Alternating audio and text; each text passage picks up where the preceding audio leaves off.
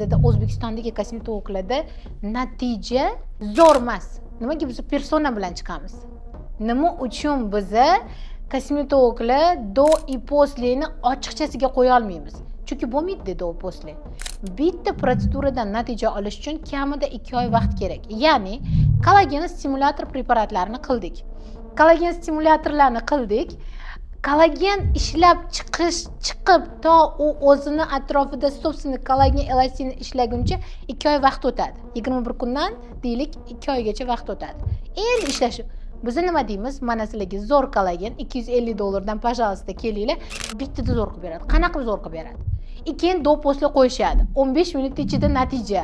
Qanaqasiga menga tushuntirib bering, Humoyun? Qanaqasiga? Yolg'on reklamalarni to'xtatishimiz kerak bugungi kunda. Borini olib chiqishimiz kerak.